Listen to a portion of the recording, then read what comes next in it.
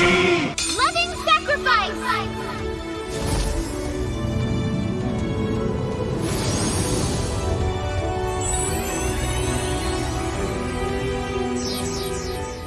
What is up, YouTube? This is Nashi with another Weiss Schwarz deck profile video. This time I'll be showing you my brand new, mostly yellow BOFURI deck. So I was recommended this show by a friend who basically promised me a better sword online. And while this is my opinion, that isn't exactly a high hurdle to meet. So I marathoned it and found it to be cutely hilarious. Maple is the average newbie learning an all-new game who chooses to become a living defensive tank. Such a simple premise, I didn't give it much thought, but the fun came in when she started getting those, let's call them special abilities.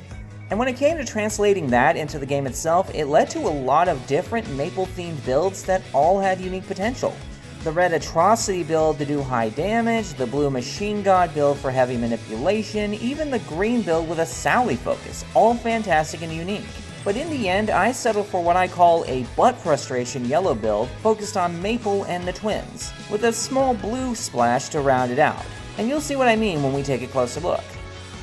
Starting with the level 0 array, we have 3 Battle Craftswoman Is, who I just adore both character-wise and style-wise. When you play her, you can pay a stock to put the top card of your deck into your clock to add any level 1 or lower character from deck to hand. And if another character reverses something in battle, she gains 1,000 power for the turn. We have a pair of Information Warfare Sally, a bit of an oddball tech with some frightening potential. When you play her, you can both look at the top 2 cards of your deck and arrange them how you like, and make the opponent guess the level of the card on top of your deck. Then you mill that card, and if they guessed right, you get to draw cards equal to the number they guessed plus 1. We have 3 Moment Between the Two Maple, a powerhouse character that never outstays her welcome.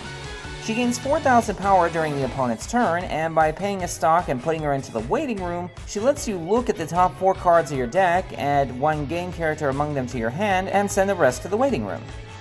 We have 3 Multi-Chant Frederica, a different kind of resource filter. When reversed, she lets you look at the top 3 cards of your deck, and if there's a Climax among them, you get to put it in your hand, send the rest of the cards to the waiting room, and then discard a card. But if you didn't pick a Climax, she just sends all 3 cards you looked at to the waiting room. We have 1 Strongest Newbie Maple, and that name just sums up her entire role in the show. When you play her, you can discard a card called Loving Sacrifice Maple and shuffle your waiting room into your deck.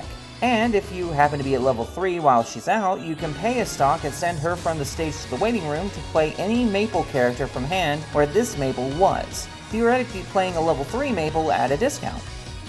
We have 3 Tranquil Waters Maple, the card I use instead of a Recovery Brainstorm. When played, she lets you discard a card, reveal the top card of the deck, and add any character in your waiting room to the hand with a level equal to or less than the card that was revealed, and then you simply put the card back on top. And we have 3 Twin Younger Sister Yui, but spoiler alert, I don't play this one's sister.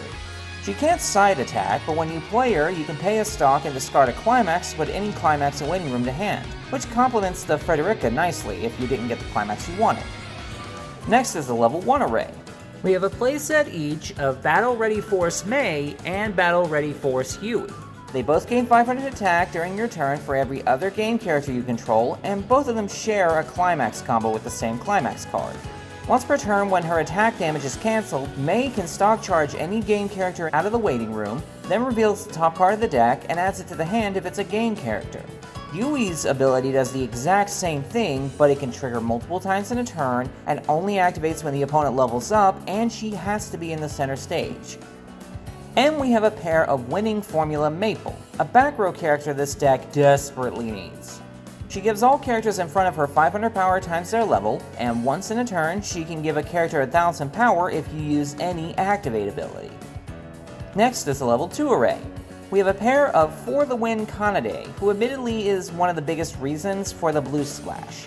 He makes Loving Sacrifice Maple and Atrocity Maple unable to be chosen by opponent's effects. And by discarding 2 cards and putting Kanade to rest, you can take any character in your waiting room who has the same name as a character you control and put it anywhere on your stage, without touching the stock.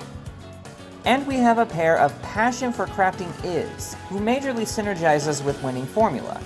She's a counter character that pays 1 stock and discards herself to give a battling character 2500 power, and then gives another 1000 power through a separate activating ability, which can trigger winning formula during even the opponent's turn. Now for the level 3 array. We have 3 copies of Giant Killing Mei and Yui, the cornerstone of my level 3 offense. When you play it while you have 4 or more other game characters out, you can stock charge any game character out of your waiting room, so it's a partial refund. Also, if its attack damage is cancelled during the turn that you played it, you can send the top card of the deck to the waiting room and deal damage to the opponent equal to that sent card's level plus 1. We have a playset of Loving Sacrifice Maple, the cornerstone of my level 2 and 3 defense, and is the main reason I call this deck a butt frustration.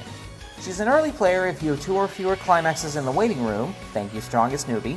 When you play her, she heals by moving 1 card off the top of the clock to the waiting room, and she has a climax combo that activates when she attacks while you have 4 or more other game characters.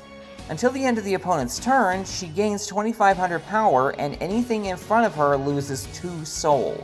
So even if the opponent manages to swing over her, they're not doing much damage.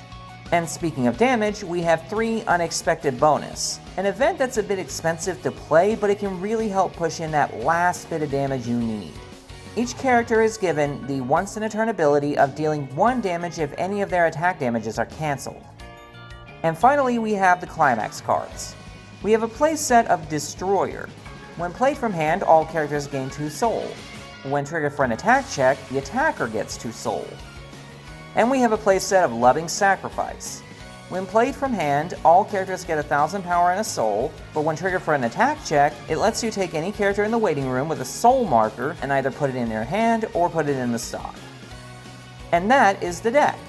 Now I know this build looks a little bit borked because the Destroyer twins are normally used in Atrocity Maple's build with her high damage output, and Loving Sacrifice is normally used with Guildmaster Maple because of the shared card coordination, but I thought this build was just a little bit more fun to play. The idea is to ramp up damage to the opponent early game and stock charge like crazy in the process thanks to the level 1 twins, and then sit behind a wall of minimizing damage with Loving Sacrifice as early as level 2 while pot-shotting your way to a win with the level 3 twins and bonus. Kinda like how the fight between Maple Tree and the Flame Emperor started.